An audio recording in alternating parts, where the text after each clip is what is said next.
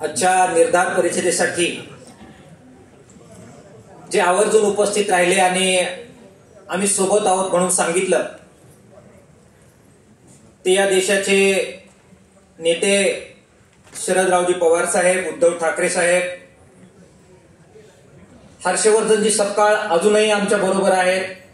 हर्षवर्धनजी सपकाळ, सुप्रियाताई सुळे येऊन गेल्या, भालचंद्रजी कांबो आपले सगळ्यांची भाषणं ऐकतायत, मंचावरचे सर्व मान्यवर आणि उपस्थित असलेल्या माझ्या बंधूंनो आणि भगिनींनो,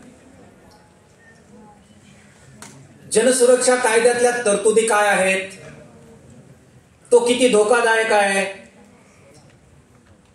त्याच्यामुळे लोकशाहीवर काय घाला घातला जाणार आहे, याच्यावर गेल्या 5-6 महिन्यामध्ये आणि आता मंचावर सुद्धा पुरेसं बोलून झालेलं आहे. लेख लिहून झालेले आहेत, मुलाखती देऊन झालेल्या आहेत आणि विवेचन झालेलं आहे. मुद्दा आहे याचं रास्त विश्लेषण करून ऑपरेटिव्ह पार्ट आपला काय असेल, चुका जर काय झाल्या असतील तर त्या कोणत्या आहेत आणि त्या आम्ही कशा दुरुस्त करणार याचा विचार करण्याचा.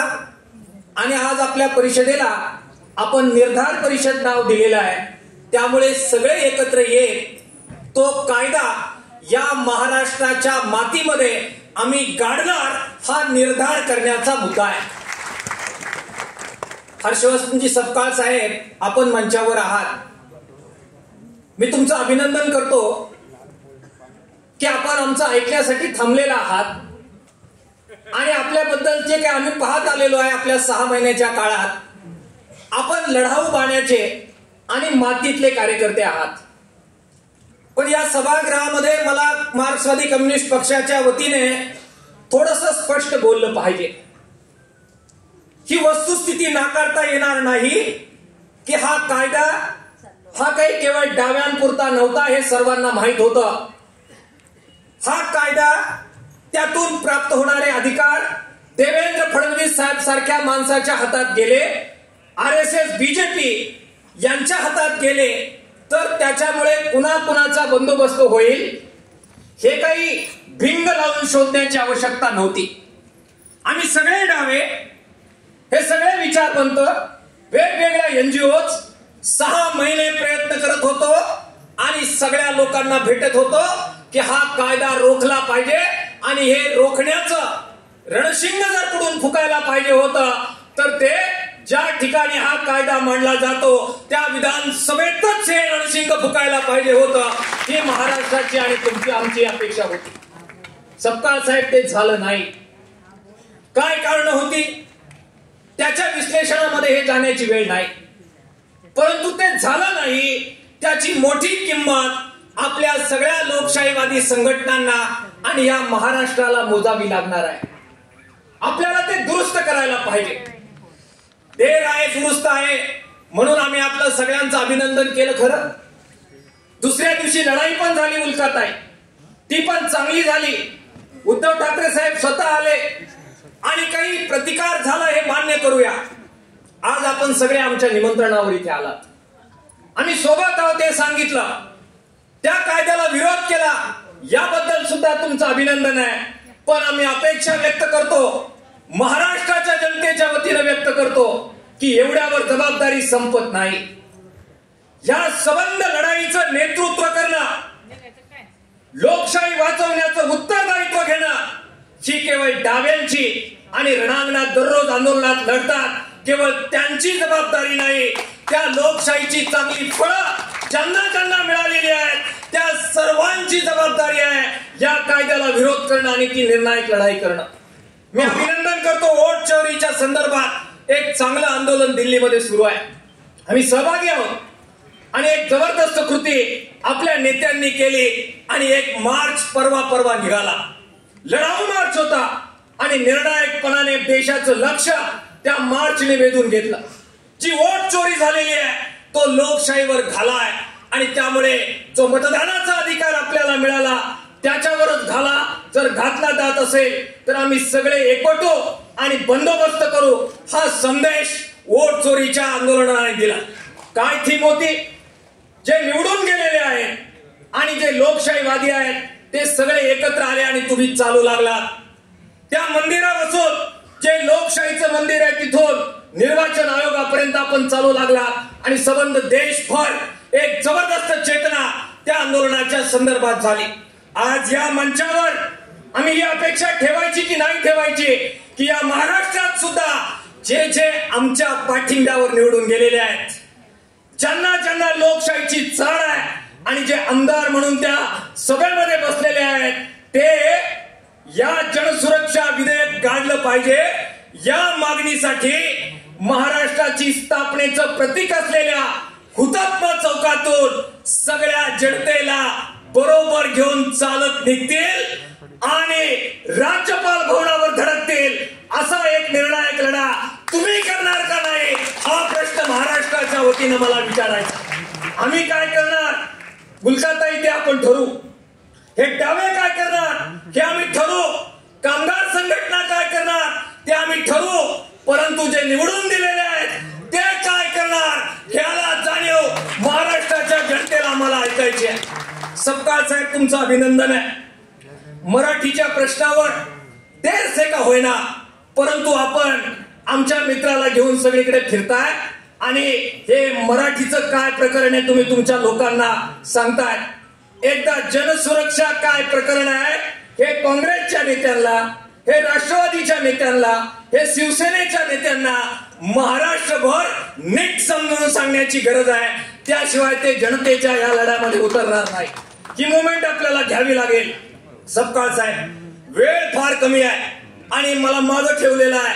तब्येतीनुसार मला वेळ पण कमी दिलेला आहे, पण एक अजून मुद्दा मला मांडल्याशिवाय खाली बसवणार नाहीये. हा काय कोणत्या मानसिकतेतून सपकाळ साहेब कायदा आणलाय समजून घेतलं पाहिजे.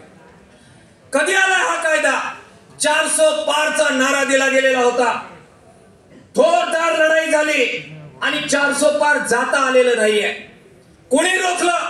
2 राज्यांनी रोखलेला आहे. एक राज्य आहे उत्तर प्रदेश आणि दुसरं राज्य अभिमानानं सांगूया ते आहे महाराष्ट्र. त्यांनी 400 पारचा नारा रोखला. हे 400 पार रोखण्यामध्ये तुम्ही प्रमुख पक्षांनी काय विश्लेषण केलं ते मला माहित नाही, पण 2 कारणं होती ज्याच्यामुळे महाराष्ट्रात एक खासदार आपण निवडून आणू शकलो. एक, जबरदस्तपणाने तुम्ही एकत्र होता 3 पक्ष, समन्वय होता. नंबर 2, तुमच्या मागे सपोर्ट सिस्टीम होती. आपण विसरून गेला असाल पण मला आठवण करून दिली पाहिजे की संविधान बचावची निर्भय बडोच्या अंतर्गत मोहीम झाली. गावागावात पत्रकार गेले, बुद्धिजीवी गेले, साहित्यिक गेले, कलाकार गेले. एक वातावरण संबंध महाराष्ट्रामध्ये संविधानाच्या बद्दल तयार झाला. त्याचा लाभ 400 पारचा नारा हाणून पाडण्यामध्ये झालेला आहे. तुम्ही विसरले असाल पण आम्हाला ते लक्षात ठेवलं पाहिजे. विधानसभेच्या निवडणुकीमध्ये जो धसका या सपोर्ट सिस्टीमचा मोदी आणि शहाला मिळालेला आहे, RSSच्या ब्रेनला मिळालेला आहे. त्यांना कळालंय की ही सपोर्ट सिस्टीम खतम केली पाहिजे, ही सपोर्ट सिस्टीम खतम केली पाहिजे. कांद्याचं आंदोलन झालं होतं. कांद्या पट्ट्यामध्ये सगळे खासदार भुईसपाट झालेले आहे. आकडे काढून बघा. दुधाचं आंदोलन झालेलं होतं. दुधाच्या आंदोलनाच्या पट्ट्यात सगळे खासदार भुईसपाट झालेले आहेत. काढून बघा. लॉंग मार्च आणि जे सगळे जनजंगल जमिनीचे प्रश्न झाले त्या पट्ट्यामध्ये खासदार भुईसपाट झालेले पाडून बघा. हे जे लढणारी लोक आहेत त्यांचे आमदार खासदार कमी असतील हो, सीटही तुम्ही आम्हाला कमी देता तो पण भाग आहेच आहे, परंतु हे जे काय लढतात त्या लढण्याचा परिणाम म्हणून ही लढाई तुम्हाला जिंकता येते. ही सपोर्ट सिस्टीम संपून टाकण्यासाठी जनसुरक्षा कायदा आलेला आहे. हे नीट समजून घ्या. सपोर्ट सिस्टीमचं काय व्हायचं सपकाळ साहेब होईल हो, ते होईल आणि आम्हाला लढण्याची संपून गेलो तर परत उभं राहण्याची सवय आहे. आम्ही परत उभं राहू हो, आमचं काय व्हायचं ते होऊ द्या. पण मृत्यूशय्येवर असणाऱ्या पेशंटचा ऑक्सिजन काढल्यानंतर, सपोर्ट सिस्टीम काढल्यानंतर पेशंट जगत नाही हे पेशंटनी समजून घेण्याची गरज आहे. आणि म्हणून लढाई आमची नाही, एक तर आमची नाही, ही सपोर्ट सिस्टीम वाचली पाहिजे. इथले पत्रकार, इथले बुद्धिजीवी, इथले साहित्यिक, इथले कलाकार, इथले स्टँडिंग कॉमेडियन, इथले फेसबुक वाले, पोस्ट वाले, हे सगळे लोक न्यायालयीन लढाई करणारे लोकशाही आणि लोकशाही वाचवणं हे जरा किती अवघड होईल हे समजून घेऊन लढाईचं नेतृत्व कोणी करायला पाहिजे याचं मंथन करणारी ही परिषद आहे असं नम्रपणाने मला सांगायचं। शेवटचा मुद्दा सांगून संपवणं, समजून घेतलं पाहिजे हा कायदा आला लोकशाहीला घातक आहे, पण मानसिकता काय? मानसिकता मनुवादी मानसिकता आहे। मनुवादी मानसिकता काय आहे? वैदिक काळापासून काही लोकांना असं वाटतंय की काय जो मेंदू वगैरे आहे तो फक्त निवडक लोकांनाच आहे, मग त्या निवडक लोकांनी बोलायचं ते बाकीच्यांनी सगळ्यांनी मान्य करायचं। ते म्हटले बैल गाभण, आपण 13वा महिना म्हणायचं। हे पक्क मेंटॅलिटी आहे आणि म्हणून इतर कोणी बोलायचं नाही, इतर आवाज करायचा नाही, इतरांनी विचार करायचा नाही, इतरांनी शिक्षण घ्यायचं नाही, इतरांनी अधिकार मागायचे नाही। ही मनुवादी प्रवृत्ती जी वैदिक काळापासून आलेली आहे त्या वैदिक काळाचं परत एकदा पुनरावृत्ती या महाराष्ट्रात आणि देशात त्यांना करायची आहे। नक्षलवाद्यांच्या बंदोबस्तासाठी युएपीए होताना त्यांना 2 गोष्टींचा बंदोबस्त करायचा आहे, तुमची सपोर्ट सिस्टीम आणि दुसरे संविधानावर प्रेम करणारे आणि मनुवादाला टक्कर देणाऱ्या ज्या फोर्सेस आहेत त्या त्यांना संपवायच्या आहेत। आणि म्हणून निळ्या झेंड्याला मला आव्हान करायचं आहे। नेते त्यांचं राजकारण तडजोडी, मला भगत साहेब त्याच्याबद्दल बोलायचं नाही, ते व्यासपीठ नाही, पण दलित जनता अस्वस्थ आहे, तिने भोगलेला आहे की मनुवादी व्यवस्था ज्यावेळी येते त्यावेळी बोलता येत नाही, व्यक्त होता येत नाही, ते चटके त्यांनी भोगलेले आहेत। केवळ दलितांनी नाही, इथल्या बहुजनांनी, इथल्या कुणब्यांनी, इथल्या सगळ्या लोकांनी या मनुवादी व्यवस्थेचे चटके गावगाड्यामध्ये सगळीकडे भोगलेले आहेत। जनसुरक्षा कायदा येतोय, लोकशाहीचा खात्मा करायला येतोच, पण नवा मनुवाद परत एकदा घेऊन यायला येतोय। एकजूट हवी आहे। महाविकास आघाडीच्या सगळ्या नेत्यांनी इथे येऊन सपोर्ट दिला, भाषण केली, जबाबदारी संपली असं होत नाही। नेतृत्व तुम्हाला करावं लागेल, भूमिका तुम्हाला घ्यावी लागेल, आम्ही बरोबर उभं राहणार, त्याबद्दलचा वाद नाही आहे। दुसरी गोष्ट, सगळ्या डाव्या विचारसरणी बरोबर निळ्या झेंड्याला आंबेडकरी जनतेला आव्हान करायचं आहे की तुम्ही भोगलेला आहे तेच परत येऊ घातलेला आहे।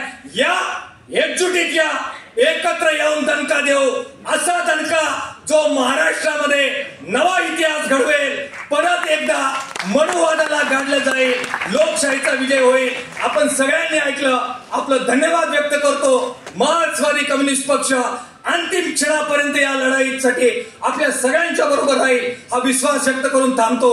धन्यवाद। इन्कलाब जिंदाबाद, लाल सलाम।